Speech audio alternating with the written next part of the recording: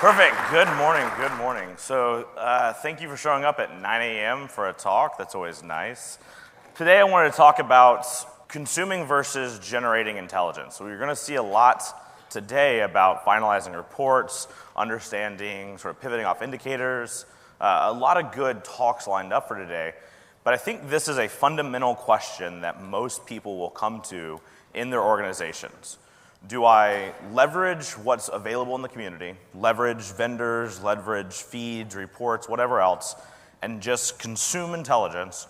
Or do I go a little bit past that and actually start generating my own intelligence? So I'll walk through today sort of my perspectives on an approach to consume and sort of guiding our maturity along how we consume, and give some recommendations on the generation of it as well. So as a little bit of background, now I run a company called Dragos, but yes, I do have the 578 course, the Cyber Threat Intelligence course here at SANS, and the ICS 515 course, which is incident response inside of industrial control system environments.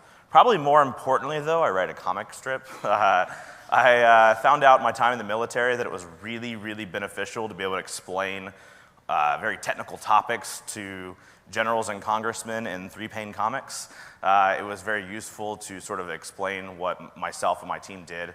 But a little bit of a further background, which I'll bring into the talk, is when I first got started, even though I was an Air Force officer, I never really worked in the Air Force. I got shipped off to one of the intelligence agencies pretty much day one, and spent my whole background in that world. When I first got to this intelligence agency, they told me, all right, your job is to generate intelligence. I'm like, okay, cool, all right, we'll do this. Your job is to find the unknown unknowns.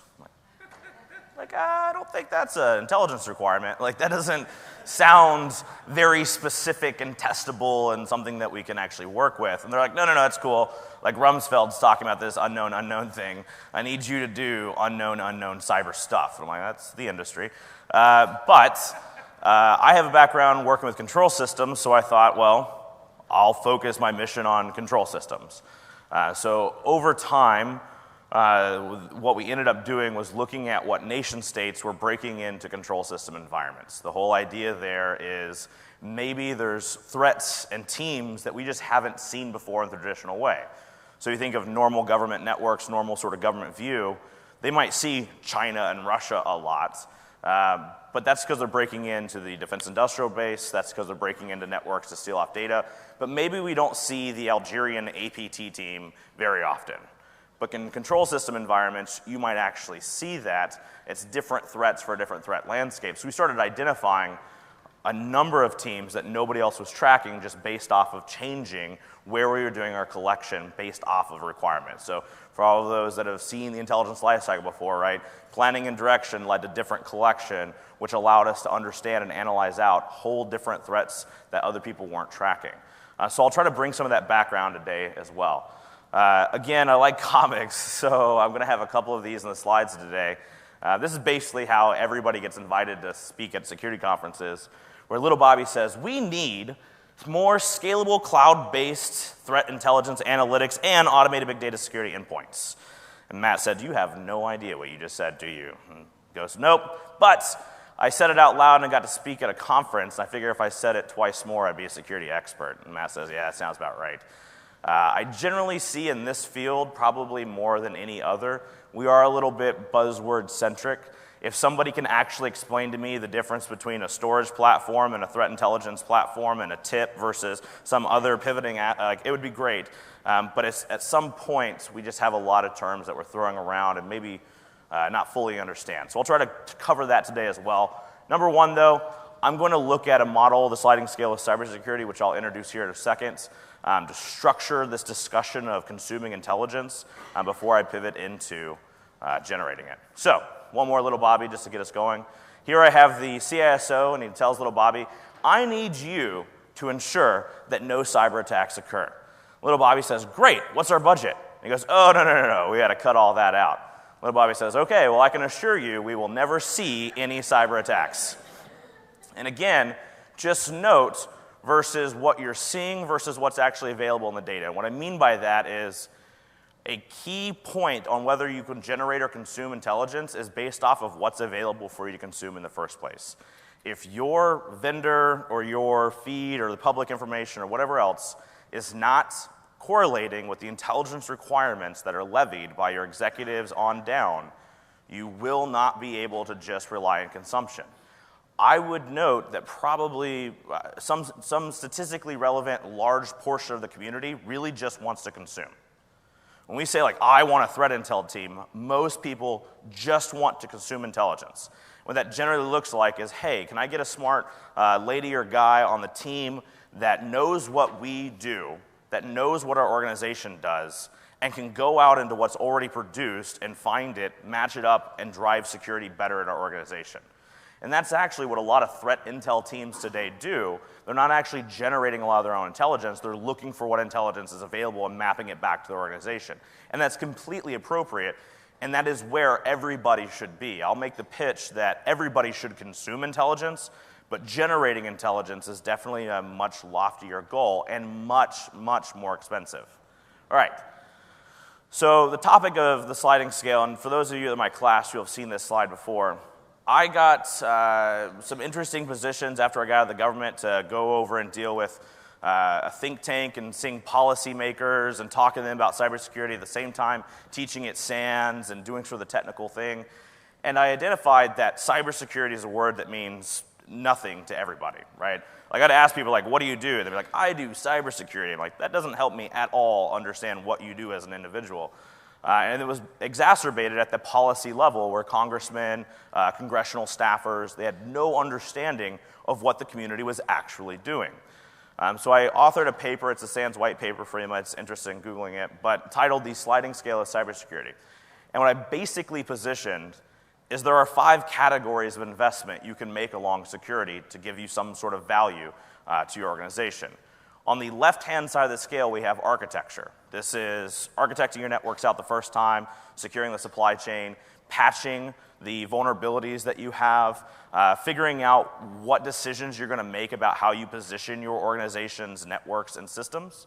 Then we have passive defenses, and this is where most of the vendor products rely, and this is most of where the vendor products are, in terms of some box or system or aspect I can add on top of the architecture that will do some level of defense in the face of an adversary or give me some level of visibility into my organization, but it doesn't necessarily require human activity the entire time. In other words, I can put this box on the network, go home to sleep at night, and it's still going to do something. I may need to update it, tune it, work with it, but it's not 100% interaction.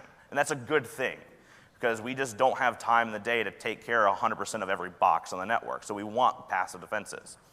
An active defense is the humans getting involved. It's very much that active approach where a incident responder, threat hunter, security operations person goes through the environment looking for threats, trying to defend against the threats that are currently there. Intelligence, I think we all kind of get a little bit about that. Collecting data, exploiting it into information, creating intelligence products, whether it's TTP briefings, intelligence reports, tradecraft for our responders to go better. And then offense. Offense, for a security perspective, has to be legal, and it has to be inside some sort of confines of security, not national security. So it's not this discussion of should Russia and the US be preparing for offense for national security reasons. No, for a cybersecurity discussion, it has to be something like botnet takedowns, stopping a denial of service, something to that level. I will note that when I made this model, one of the things I positioned was that most of the value is on the left-hand side of the scale. I actually don't think people should be doing offense. I usually tell my class very bluntly, like the one blunt thing I say is, if you suck at defense, you're probably going to suck at offense. All right, so don't just be like, oh, we can hack back and it'll be okay. Like, that's not going to be a good strategy. So I like people to structure on the left and move forward. It doesn't mean only invest in one and then move and move and move, but realize that the return on investment for what you're doing in an organization is much more to the left-hand side of the scale moving to the right. As an example, when I first got to the intelligence agency that I was at, they gave us the DoD network. And I don't mean like a portion of it. They gave us the DoD network to look at and said, hey, we have somewhere on the order of 10 million IP connected devices. I'm like, what? Like, here's 10 million IP connected devices. I'm like, okay, can we have like a architecture map or like data flow diagram or anything? And they're like, ooh, no, DISA doesn't really have all of that. We'll figure that out, but can you start finding China? And I'm like, dude, until you tell me what systems I'm looking at and what normal looks like, everything might as well be China, right? Like, there's no way to structure a really good active defense kind of security operations center focus on an environment that you have no understanding of. But imagine from that return on investment perspective how simplistic it can be. If you know your systems, they're well maintained, you have the passive defenses to give you visibility, logs, everything else. By the time you get to that active defense stage, the return on investment you're getting at something like a SOC is much more significant. So that's the position. All right, so I was told we have to use World War II era pictures. I am going to avoid what was done in like 6 other talks, and you won't see Hitler and swastikas. So I think that's like a bonus. But maybe next year we'll do something like My Little Pony or something, because apparently World War II was just too much for people. But to me, if you're finding yourself in the starting position, which I think most people at some point will, I don't want to give sort of the lofty, well, you do what works for you, right? I always hated that as a new person. I'd be like, give me some advice on how to start. And everyone's like, it depends. It's up to you. And it never really helped me. So here's my position. If you're in a position that you're already off to the races and running and being awesome, good. Don't change anything based off what I'm about to tell you. If you're in a starting position, here's how I think you should structure it. And you can barely see it, but it's the 40-30-20-10 rule up that pyramid. So if we think of the sliding scale of security, and we're going to rule out offense because I don't think you should do it anyways, the architecture, which is the bottom, should get probably around 40% of your time or investment, up to passive defenses, which are 30%, 20% for active defense, intel 10%. The reason I structure it like that is because we as analysts tend to get biased about what we love and not necessarily the value we're returning to the organization. What I mean by that is intel is by far, in my opinion, the sexiest thing you can do. It's cool, it's fun, it's exciting. It is in no way where the security budget should be going compared to all of the other things. It should be the 10% secret sauce you sprinkle on top of a well-structured, well-defensible environment, and that you're returning value to the security already in place. But if you don't have an incident response team, if you don't have logs out of the environment, if you don't have a patch management program, it's not time to invest in a very expensive intel team. So that's my 40-30-20-10 rule when it comes to that sliding scale. All right, so counterintelligence along this as well. So basically what I'm doing over these next couple slides is along the sliding security, how can you invest in intel? And this is just a couple tidbits. So from that first category that we started at the top, that 10%, intelligence, where does intelligence sort of benefit its own self, right? Where is that self-licking ice cream cone? Where's the intel for intel? When we talk about driving intelligence from that security standpoint back into the organization, to me it's a lot of sort of the red team focus. Intel for strategic purposes, operational, we want to do all that, but if we're actually impacting directly security from an intelligence category, I do like red teams that are using the adversary tactics. Now, I didn't say anything about pen tests. We're not talking about somebody running Nessus and exploiting a vulnerability and thinking that's super sweet. It might be for anybody that's like unique snowflakes about Nessus. But I'll note when it comes to red teams, I'm talking about a team that understands from the intelligence team, you know what? We're getting hit with this APT-28 that we keep hearing about in the news. What are the tactics, techniques, procedures that they're using? Let's emulate that against ourselves and figure out how we're going to prioritize the security investments based off of what they would do since they're in our threat model, right? So that intel for intel's sake could be there. Why the pictures? So I included the Red Army for like red team. I thought that was kind of clever. And I noted that like Russia didn't get a whole lot of love in like the other slides. They were there too in WW2, by the way. I also note, like last year I mentioned Russia in terms of like being a threat on some ICS stuff I'd seen, and I actually got feedback of like, why are you picking on Russia? Russia's not always the threat. I'm hoping this year, like we all are like cool with it. Anyways, so on the right-hand side, you'll see an individual. Does anybody know who this is, by the way? It's like the most badass person in history. Yeah.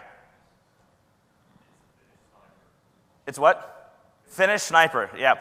All right, so this, we'll just refer to him as White Death, because that was his nickname, and I don't speak Finnish so well.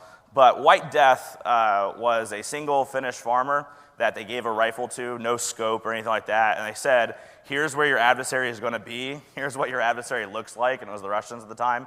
And he said, just go out and wipe out the adversaries as they come into your environment. He has the most confirmed kills of any sniper in history, around 542 confirmed kills. It's pretty ridiculous for a sniper. I just thought that was too cool to pass up. There's some probably red team connection there somewhere. All right. What about active defense? All right, so if we take an active defense discussion and about how intelligence drives active defense. So from like a security operations center's perspective, if we have an active defense team, whether it's a SOC, IR, people getting involved, this is generally the most natural place we understand to use intel. It seems sort of natural on, I'm going to better understand adversary tradecraft so my responders are going to respond faster.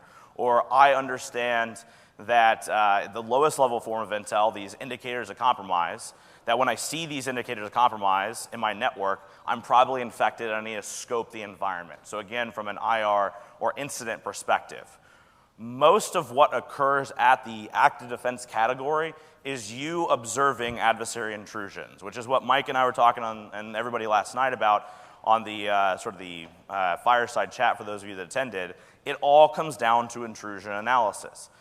If you do it as a security operations person or somebody else, that's fine, but it really is all incident response to some level, because what you're doing by its very nature is counterintelligence. Some foreign adversary is doing an intelligence action against you or military, you're identifying it, patterning it, and trying to stop it.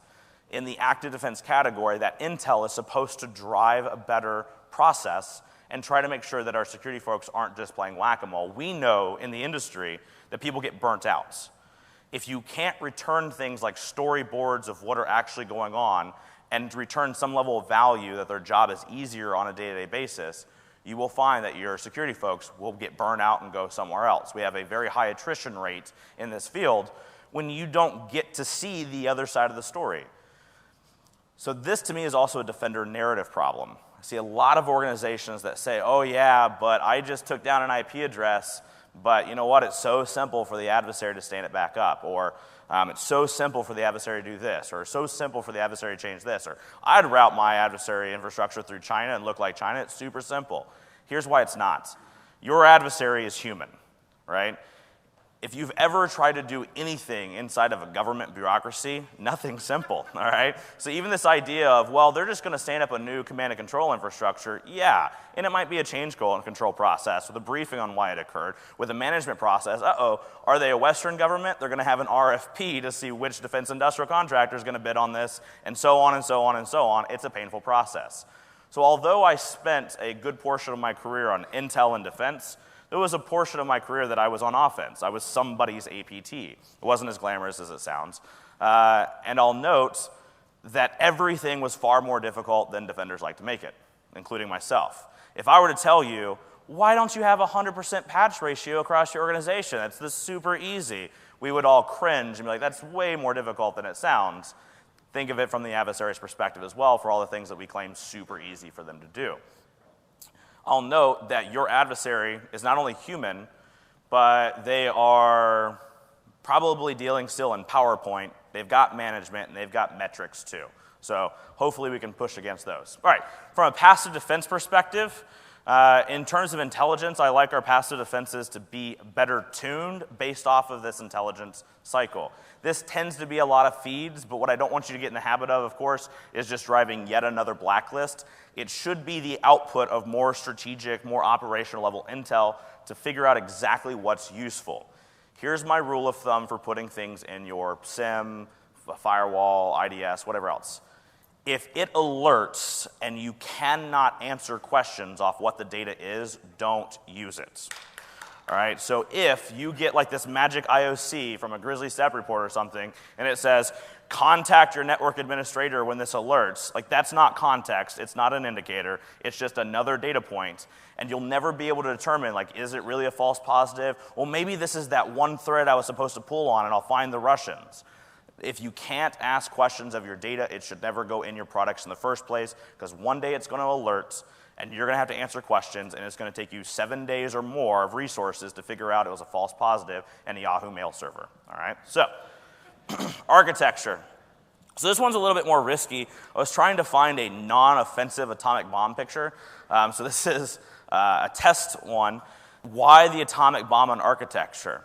Here we go. Here's the big leap I'm going to make.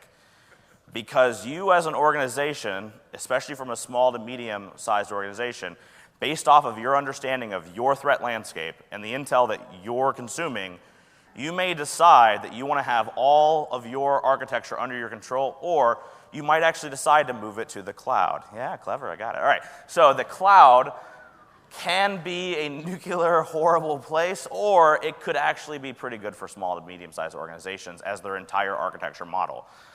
Everybody doesn't need to stand up an enterprise security team and an enterprise intel team. I find that this is actually an appropriate solution for a majority of the community. But your intelligence also can help you prioritize what you're doing with your architecture.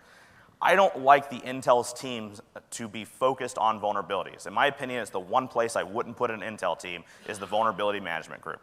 I can't tell you where yours should fit based off your requirements, but the one place that's wrong, in my opinion, is the vulnerability management group. Because you will always be focused on vulnerabilities are the threats, when they're not. They're an opportunity for the adversary to leverage, and the adversary, the human, is the threats. But an output of what you're doing can absolutely be prioritizing all the different vulnerabilities in the environment to say, you know what, these three are really important based off the adversaries that we're seeing that are in our threat model, and these three are likely to be implemented at some level or used at some level. We should prioritize the patching across the organization. All right, the big picture. Does anyone know this location? A little bit more history trivia. Yeah, Coventry. All right, so what happened with Coventry, and this is like half British conspiracy theory. A lot of people believe it to be true. I think it probably is, but very controversial. During World War II, there was a point when the Allies had the Enigma machine to break out the German encryption, and they were aware of an attack that was going to occur on Coventry. And the story goes that the decision was made by Winston Churchill not to position any defenses because the adversary would then learn about the Enigma machine, it would burn the sources and methods, and there would be massive loss of human life after the fact. But that's a hard decision, right? It was much more difficult than the decisions you and I have to make on a regular basis, and it led to massive casualties, but potentially turned the tide of the war that they didn't give up that source and method. We generally won't be in that big of a consideration when we're consuming intelligence, but I do want you to note that that intelligence gain loss is a question you have to ask ahead of time, like how far are we going to let this intrusion go and learn from it? And from a consumption standpoint, in my opinion, you don't ever get to this point if you don't have a generation team. In other words, if you yourself aren't generating intelligence, there's no reason to let the adversaries roam in your environment on the hope that an incident responder later on is going to get the data and turn it into better intelligence for you. So on intelligence gain loss, it's a thing that trips up a lot of people in the community. My rule of thumb, you can't do it without a team that's actually focused solely on generating intelligence, not consuming it. All right, so as we move on and start rolling this down, we have little Bobby here. What is cyber attribution? Well, true attribution is the identification of a person, organization, or country responsible for the attacks. So unmasking the bad guys? Yeah. What does that do for network security? Not much. My position here traditionally is that attribution can be very interesting for executives, strategic level choices, international agreements. A lot of value in attribution potentially. True attribution in your environment, especially from a tactical perspective, does you no good. If I tell you China's in your network and you start thinking, intellectual property, because that's what they've heard over and over again, China steals intellectual property, you've missed the fact that they also have data deletion teams, they also have espionage teams, they also have military preparation teams. Same thing with the Russians, Iranians, Americans, everybody's got every team. But ultimately what happens is your security folks get biased based off what they've heard before, and they respond differently, thinking they understand the threat when they likely don't understand that threat. So I do like the made-up names, glowing unicorn, sparkling panda, whatever the crap they come up with. I generally like some name associated to say there's a human threat, and all of this intrusion data is this human threat. but not necessarily what nation it is. So if your intelligence requirement is let's do attribution, and you aren't doing the entire rest of the scale down before offense, you're never going to get there, and it's not going to return the value you think it will. All right. So from that intelligence process, in terms of generating intelligence, this is a model that I use to sort of guide the discussion a bit. In my opinion, if you're generating intelligence, again, you're doing intrusion analysis, and that is a natural occurrence between active defense and intel. On the active defense side, you're, in some level, doing network security monitoring, incident response, forensics, things in your environment that are an active defense, and the data that's collected is passed over to the intelligence side of the house. The intelligence teams are using kill chain and diamond model type analysis to extract out patterns across all this intrusion data, and then drive it back to the active defense side of the house, consuming intelligence, which better drives the hunting, which better drives the incident response, which better drives the threat analysis. This natural back and forth process is one of the ways that I sort of view from that tactical, technical perspective of what we do as intel analysts. That also means that I do think as a requirement to generate intelligence, you need some sort of SOC and some sort of incident response team. Now, for those of you that are like, well, strategic, I'm focused on geopolitical. I agree. Strategic is the way to go. We want the community to be there. But if you're focused solely on geopolitical, you've got to get the intrusion data somewhere, because that's what rises up to make that strategic level analysis, even if you're just consuming it from others. So if your response is, I'm just going to consume everybody else's reports and do analysis off that, you're still in threat intelligence consumption land. You're not really generating out intelligence. If you're generating intelligence based off of what you're seeing, it still comes from the number one foundational step, which is an intrusion. All right, so understand your organization first. So little tips for you about intel. If you are an intelligence team, I first want you to understand what your organization does. What is the business line? What is the value that it returns? Make sure that you can look to history to understand the past intrusions and data that you have. I want you to understand your organization so well that if someone told you something that was wrong about your organization or what they do, you'd spot it, like Mark Hamill in World War II. Like, you should be able to pull out that Mark Hamill did not fly the Angola Gay. If Luke Skywalker wasn't there, you should be able to pick that out very quickly internal to your organization. In the same way, understand your capabilities. I want my intelligence team analysts to know the questions that they're asking are supported by the architecture and teams in place. As an example, if you have the 74Z speeder bike from Star Wars for your intelligence team, that's awesome, but if it actually wasn't one of your capabilities, I don't want your executives to ask you questions that you can't answer. So what does that translate out to be? If your intelligence requirement is identify the threats that we faced over the past 6 months, and you've got 7 days of logs in your environment, your capabilities don't match your intelligence requirements. So figure out what your security capabilities are along that sliding scale, and make sure that as you sort of red team it out in your mind, that your intelligence requirements match up to what you can actually produce. It's like the big, big point on generating intelligence. Next, articulate good intelligence requirements. Generally speaking, you don't need a giant hammer or Star Destroyer to actually go after small cities or small requirements.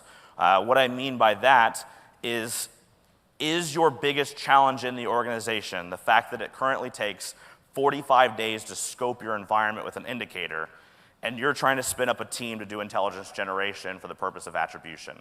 You've got other problems, you've got other things, and it turns out you might actually just be able to consume intelligence to be able to meet that requirement.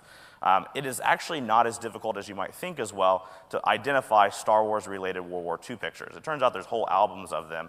I wasted a good hour and a half last night just looking at the Star Wars pictures. Anyways, in terms of focusing on relieving pain points, I'm telling you, there's a lot of these. All right, from a pain points perspective, I like my intel teams to be service-oriented. What I mean by that is you want to make sure they don't become that self-licking ice cream cone. If you tell your intel team, go generate intel, they will do it. It'll be useless. You won't actually be able to have any derived value whatsoever, but man, they're going to spin up and generate intel because that's what intel analysts do. Without good requirements, without being service-oriented, it'll cost you a lot of money. So what does service-oriented to me means? It means that when I stand up an intel team or when I ask for like a SOC moving into intel, I expect to get no value out of an intel team for the first 6 months. I say, all right, we're going to hire people, we're going to put them in a position. Also, a very unpopular position, I don't agree in big budgets either for the first 6 months. usually for the first year. I want my Intel analysts to go out and figure out what's open source, what's available, what can they use, and then make a cost justification for what they're going to get in terms of vendor products and feeds. Why? Number one, I want them to understand the science behind what they're doing. So they don't just go, when I push this vendor X button, I get Intel. No, no, no, where is it coming from? Oh, they're just doing passive DNS lookups. Okay, thank you. Also, I want them to be able to justify what they're doing in terms of cost to the organization. At some point, the budget's going to get smaller. It will happen even if it hasn't happened to you yet. And something's going to be removed from your environment. You're going to have to lose a tool, lose a feed, lose a product. At that point, I want them to understand how much it cost them or what the effort was or what intelligence requirements they couldn't fulfill without that product and what it's going to cost the organization to get rid of it. So as an example, if you've got this $400,000 a year Intel tool, seems really expensive, it might be the first thing on the budget to get ripped off, but if it's the only way that you're doing the intelligence requirements to meet the CEO level tasks, it's probably a good investment, right? So figuring out exactly what your capabilities and what your intelligence requirements are to be that service-oriented component is useful. Also, I like taking my Intel folks and injecting them in every business unit. What is the chief marketing officer? What is the chief financial officer? What is the legal team? What is the acquisitions team? What is the procurement team getting out of Intel? If the answer is I don't know, you're not generating intelligence in your organization, you're throwing IOCs at another Chinese threat. What I want you to focus on is speaking the language of those other business units. Do I know that from a procurement standpoint, that right now we're looking at acquiring other companies and adopting their risk model, adopting their threat model, and that's going to impact the cost of onboarding them? Stealing Sergio's term, the cost of onboarding your adversaries, right? Because that's all you're doing is adopting them. What is that going to cost us? Because that might make a difference in the acquisition price or process of validating them. So Intel analysts to every other business unit in the organization, coming back, speaking their language after 6 months, being able to generate good requirements for those teams, because every team sucks at generating intelligence requirements. You are going to have to generate it for them. You're going to take it to them. You're going to say, is this what I am actually doing for you that you like? They're going to respond generally, that sounds great, or that doesn't sound pretty good at all. You're going to go back and forth, and you're going to really get that intelligence requirement done correctly. It's going to be painful. It is the most important thing you will do. All right, prioritize your threat model. If you're preparing for the landing of Normandy and troops coming off the beaches and it turns out it's just ransomware, and your organization's biggest thing is ransomware, you don't need to also prioritize AT-ATs walking on the beaches, blowing up your defenses. In other words, not everybody is going to face all the APTs. You don't have to invest in another product or feed because someone told you, yeah, but here's what APT 28 and 29 are doing against the election. Are we election systems? No. Do they fit in our threat model? No. Okay, cool. You guys figure it out. We're going to go focus on the threats that are actually impacting our organization. So prioritize to your threat model. This is going to lead eventually to you missing something. Eventually, something outside your threat model is going to cost your organization significantly. You need the maturity and trust between the executives and the security teams and yourself to say, you know what? That is okay. We prioritized our threat model based off of what we understood. We now have a learning moment to do a little bit better, but it's okay that we missed that because look at all the other coverage we have, and we will absolutely now add that to our threat model if you'd like. So it's an evolving process. Keep up the requirements.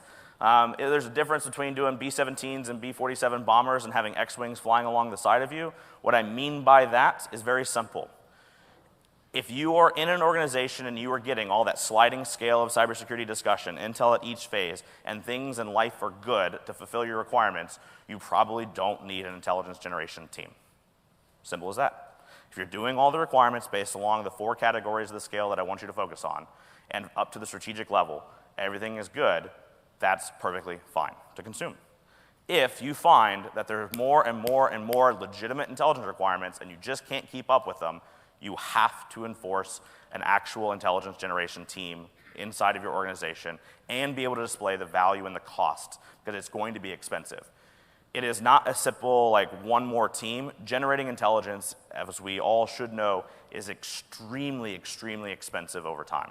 So, as a matter of, open source tools and things can make it better, but everyone always forgets the human analyst cost, and the training, and the maintenance, and the healthcare packages. eventually it's going to be extremely expensive for them. You must have key players. I was trying to figure out a way to get him in here. The Star Wars pictures didn't quite go, but here's your connection. Christopher Lee is the sort of same gentleman from the left to the right. Christopher Lee was a World War II era sort of special forces member. For those of you that haven't sort of dug into his history, he's literally the most interesting man in the world.